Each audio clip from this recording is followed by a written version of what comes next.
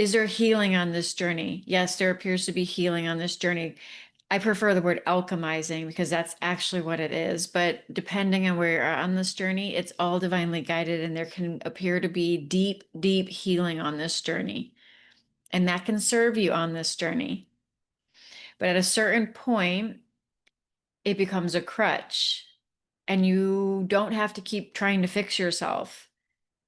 And the more you look for something to fix, the more you'll find something to fix. So this is not spiritual bypassing. When you are operating from your presence, one of the last things the ego will come in the back door and try to do is try to still get you hooked into some kind of narrative or story that there's more work for you to do, that you're just not there yet. If only you could just do this over here or this over there, or alchemize this or clear this.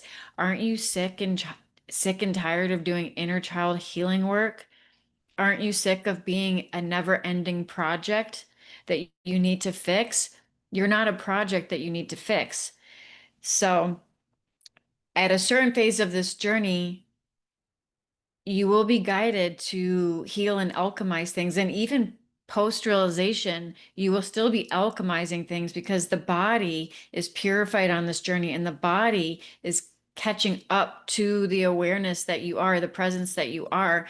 And so it's kind of like you begin operating at a higher frequency within the vessel, and everything that is not able to stay with you in and go with you into this timeline within the vessel gets purified and purged from your vessel naturally, without you even having to focus on it. It'll just naturally happen.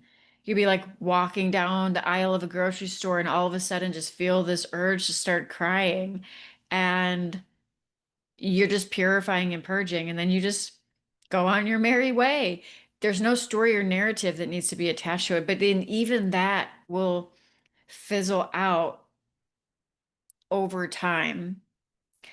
But the image that was coming up when I was talking to my friend earlier was very much like trying to explain this. Like sometimes the spiritual journey that many of you are on, if you're listening to this, can be so rooted in your identity as a healer, a spiritual teacher, whatever, just on the spiritual path. You can be so attached to that identity. And you pick up a lot of valuable tools on the way. I can say that has been part of the experience over here, going through yoga therapy training and learning yoga nidra and how to unwind stress and trauma that's stored in the core, and so many other great tools that I've picked up along the way, and energy healing and all of that. And you have gathered, though, this toolkit. Now you have all of these tools. If you are resonating with this, you already have all of these tools at your disposal that you can whip out and use. The problem lies, if there is a problem, which ultimately there are no problems because everything's going to lead you back to the truth eventually. But if you're here now, it's because you're ready for the ultimate truth, which is you are not broken, you do not need to be healed, and you can no longer afford to buy into the paradigm where you are a project that needs to be fixed. So what happens is you gather all these spiritual tools on this journey, and they served you at a certain phase of the journey, at a certain level of consciousness, they served you. When you're going through, like, even if you looked at the map of consciousness, the scale, when you're going through the transformation phases of consciousness, which, are, they're around like courage and acceptance and neutrality and forgiveness and things like that, and you're rising up from guilt and shame and things like that, that's all alchemy. That's transformation. And that's very much a part of this journey. However, you're you're beyond that paradigm now. You're not in the paradigm of fixing.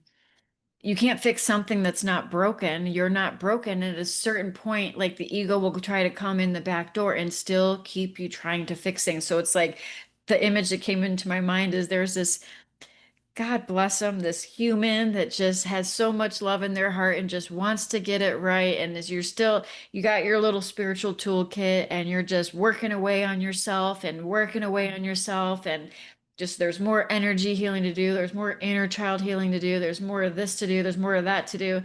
And you got all of your tools out, and you're just, if I could just do this over here a little bit more, and maybe come over here and do this a little bit more, and maybe over here and do this a little bit more.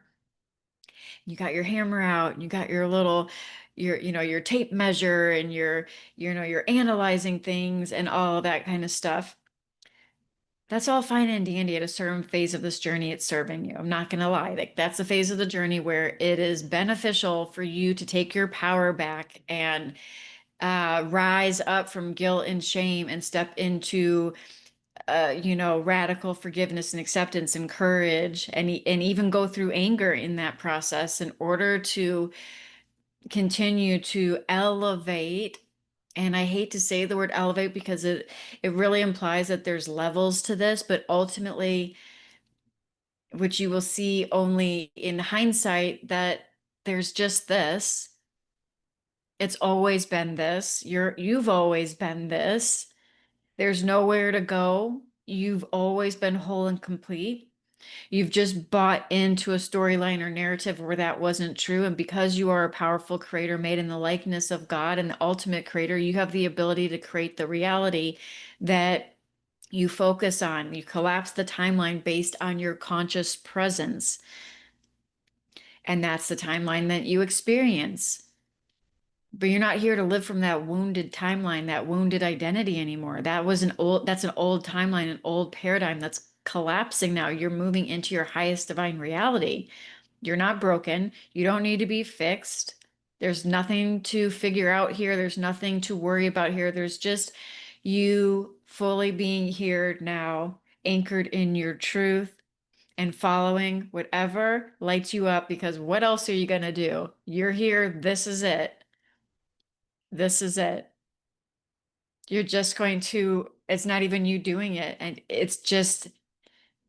you're just being led the whole time. It's like you're not there anymore to be doing it at this point. At a certain phase of the journey, though, there's all of this, necessary quote unquote, healing and all of that, which is really just alchemizing. And again, purification and alchemy can occur even post-realization. And it'll actually happen very rapidly post-realization because there's no more filter for you to um you're no longer like trying to keep it in. You're just everything comes out just very quickly as you live more and more and in embodied in your presence. Everything that needs to come up will come up when you're no longer suppressing it or repressing it or putting a coping mechanism on it. It just comes up very quickly and it's easily seen through and released. And some of those little techniques you picked up along the way can serve you. Serve the vessel in unwinding the conditioning. But the question here is who's doing it? Is it a wounded identity behind your eyes, looking out of your eyes that's doing it? Or is it the divine presence that you are looking through your eyes, witnessing the body do some unwinding? The body that exists within you. The body is doing the unwinding, but it exists within you. It is not you. It is not your identity. There's a big difference between that. And then alchemy can still happen and purification can still happen on this journey, even post-realization. And it usually happens long before self-realization. And it can happen very fast and very easy. The only thing that creates the suffering is trying to cling to certain expectations or identities that are no longer serving you and are attempting to try to fall away, but you keep clinging on to what is comfortable and what is familiar, staying in your habitual pattern because that is the identity you have known to be true your entire life, which is largely rooted in fear-based consciousness and conditioning from your childhood, from your parents, from your upbringing, from all the things you've picked up along the way that you have made mean something about who and what you are. the freedom comes when you realize you're not that. You're not that at all. And then everything unwinds very fast. And the one of the last threads that gets pulled on this journey where the ego is coming in the back door and now using a lot of these spiritual tools you've picked up along the way as a crutch now. So what used to serve you at a previous phase of the journey is now a crutch that keeps you cycling in patterns of always needing more healing and fixing and problem solving and figuring shit out and all of those other kind of things, trying to heal something or fix something or perfect something that's not broken. You're not a project to be fixed. And so it can look like you pulling out all of your tools, your spiritual tools all the time, so to speak, in this metaphor, and you're constantly trying to fix yourself. The other thing that will happen on this journey at this phase could be that you're still constantly looking outside of yourself for proof or validation. And don't lie to yourself here because I have a really good bullshit detector and I can already tell whoever's listening to this, stop lying to yourself. You need to recognize where you are trying to self-soothe with a coping mechanism because it makes you feel, it puts you at ease somehow and confirms that you're lovable or confirms that you're worthy or confirms that you're good enough or whatever, right? You're still seeking validation and approval or some sense of safety or security outside of yourself. And fortunately for you, you're on this path of ascension into 5D consciousness. The only thing that gets through the eye of the needle here is truth. And that's not truth. You seeking outside of yourself for external forms of validation, success, or approval, whether that be in your bank account, in another person, whether that be a romantic partnership or counterpart, or a job or career or a living situation. There's a reason why so many chosen ones have a massive tower moment in crumbling, and not just a little bit, a lot, because you get stripped of all of your attachments on this journey because they are all rooted in fear-based consciousness. You're forced to surrender, so to speak, for lack of a better word, to what you already know to be true, which cannot be proven externally. And that is by design because you are the proof. Your knowing is the proof. And that's all you need to know, is that that knowing is the proof. So, for example, the knowing that you're here to do something big in this incarnation and make an impact, and that's something that you feel is part of like a mission that you're on, to be used as a channel and a vessel in some way for a higher divine purpose. That knowing is all you need to know. And if you know you're here to be seen or be heard in a big way, that knowing is all you need to know. That's just now time to choose it, not run from it, not hide from it, just choose it. The message that's coming through is it's time to shut the door on doubt and fear entirely. So, for example, like doubt, fear, or that fixing energy that treats you like a project. There's no room for it anymore. It's just your mind. Like if it were even, eventually you'll get to a point where it doesn't even have any hook in you at all. The fear-based energy, the lack, the scarcity, the fear of the unknown, the fear of uncertainty or loss of control in all of this. It will be very triggering at first, and then it turns into something that's very freeing and liberating because you're like, oh, like none of this is on your shoulders. You just get to play and create now and you just get to be in the flow and follow the frequency and have fun and play. And like, you don't have to figure any of this shit out anymore.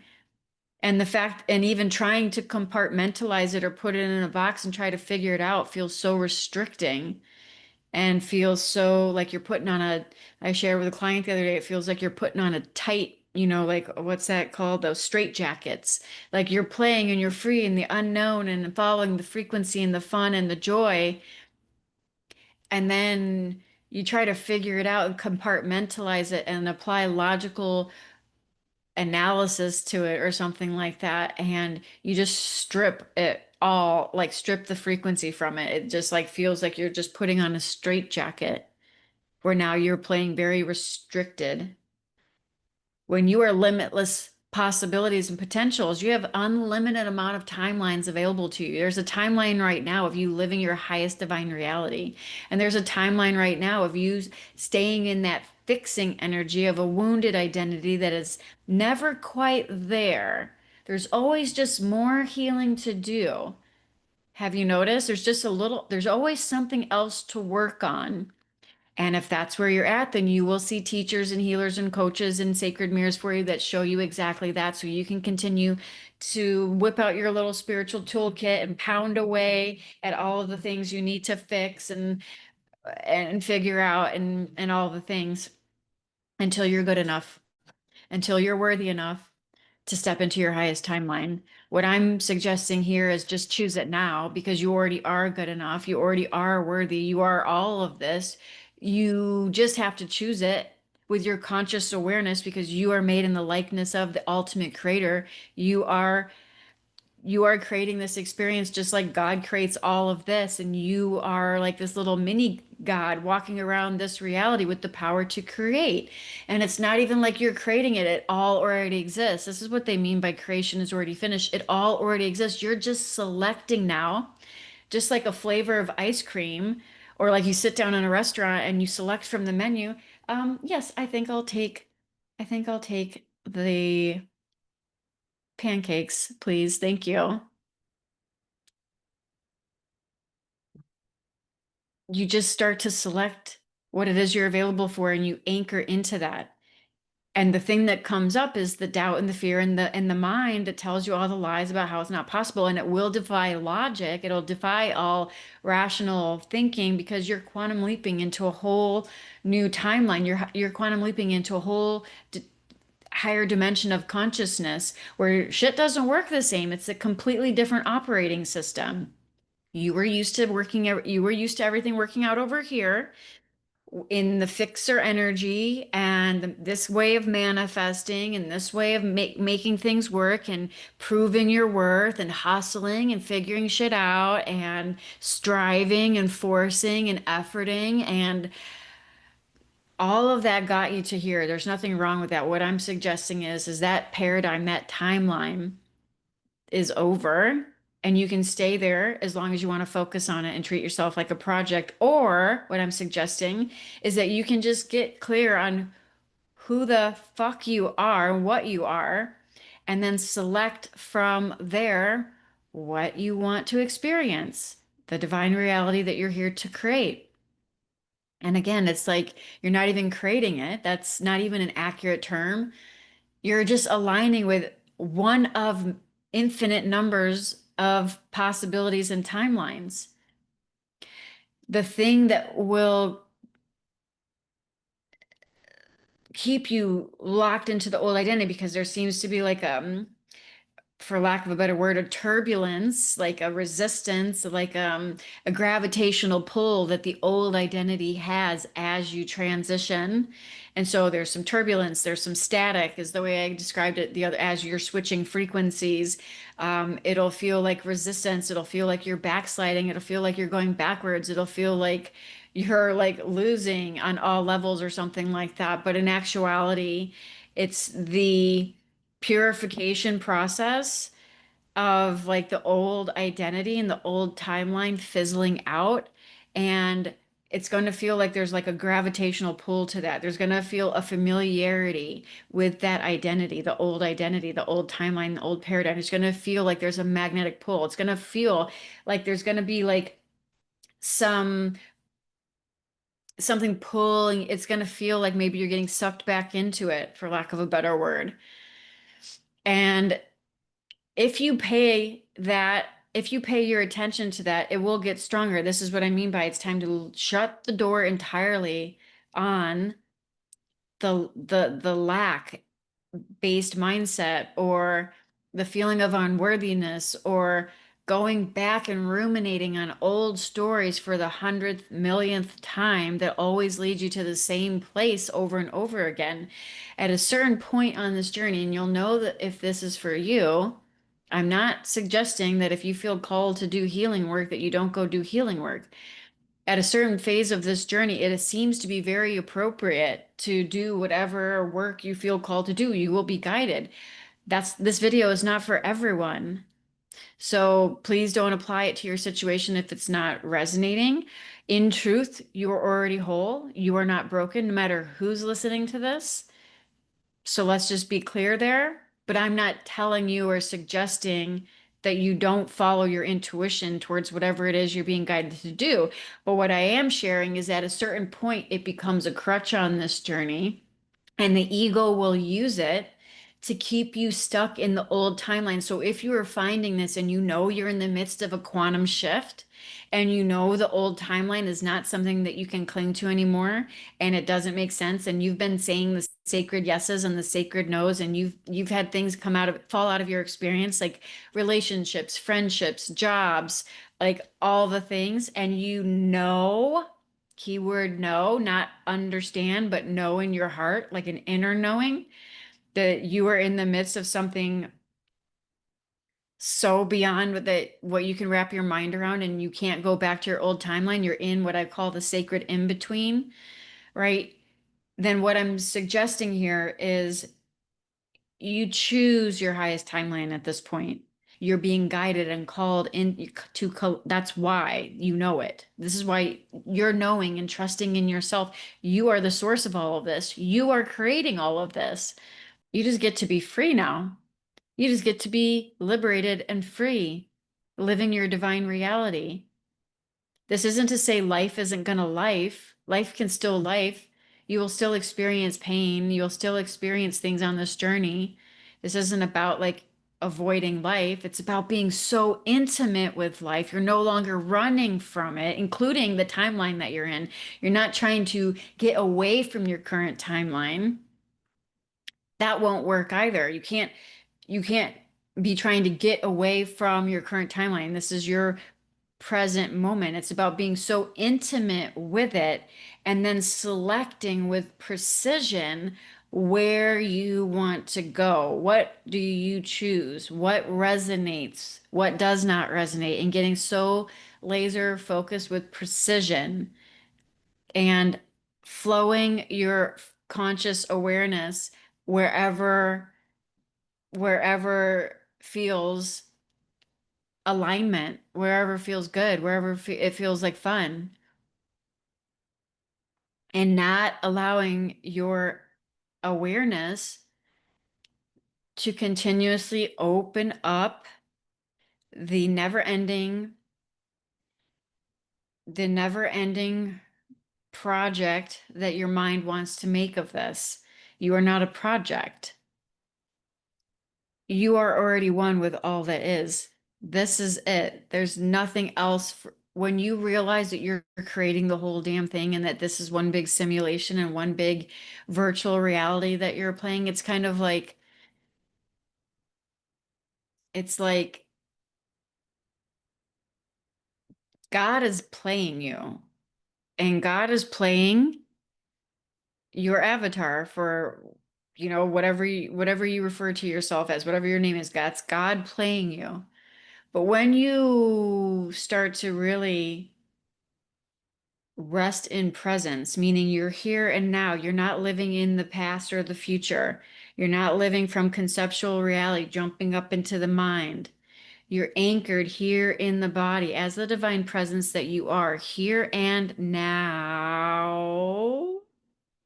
It's not now and then now and then now. There's no separation. There's no like you can't chunk down now and draw lines between it. It's just now. It's always now. And you are here. And there's no problems here. There's nothing to figure out. There's nothing to fix. There's no future. There's no past. There's no time. It's just you here and now. And magically, shit still gets done. Magically, there is so much creation that's happening here on this side of this apparent screen. Magically, I still sit down and hit record. Magically. So the mind will love to tell you that, oh, well, what then? I just sit there as presence. I just don't do anything. Like, blah, blah, blah, blah, blah. I just sit on the couch and everything comes to me and I don't do anything. It's not about being lazy. It's not complacency. There's nothing complacent about your God essence. Your God essence is expansive in nature, it's creative in nature, it's abundant in nature, and it wants to express and it wants to play and it wants to create. You're not just going to sit there and do nothing, although you could, and there's nothing wrong with that. Eckhart Tolle did that for a while until he got like what he calls divine discontent, and he decided to call in something that could allow him to make a bigger impact. And he knew he was just talking to himself because he's one with all things. There's no in or out or above or below or separation. That's just all part of the dualistic illusion. But he sat on a bench for a few years when he was abiding in presence and sat there, in his words, I think, like a homeless person. Like I don't think he wasn't homeless, but you know what I mean? Like he sat there, just sat there on the bench and in peace and all blissed out for a good several years in his 40s without a nothing to do, just be kind of vibes until he had what he called divine discontent. And there was a calling with an intention to that there was something possible more there was something possible for him to do, that he could do more of some he could do more. He could that's that's it. That divine discontent moved him. It moved him overseas. It moved him from Germany to California. It's this animating presence that moves you. So a lot of shit still gets done. So the ego come in the back mind, okay, well, how's that going to work? And how's this going to work? And what happens now? And that's going to be boring. I'm just going to be sitting there in presence and blah, blah, blah, and like, blah, blah. Like you get to you just get to play with reality at a much higher vantage point because you're no longer sucked into a wounded identity that's holding yourself back from fully shining your light, speaking your truth, being visible, sharing your magic with the world, creating from your divinity and embodying your divinity. You just get to shine your highest, from your highest expression and follow the impulses, follow the whisperings, follow, you'll be called in certain directions, and the animating presence of life that you are will be guiding your steps and literally unfolding for you underneath your feet as you walk it, because you're creating the whole thing. And so when you select that you're here to live your highest divine reality and you're doing it from a place of presence and a place from conscious presence, and you're not doing it because you're trying to escape your old identity. You're not doing it because you're trying to run from your wounded identity. That is lack. That is fear-based consciousness.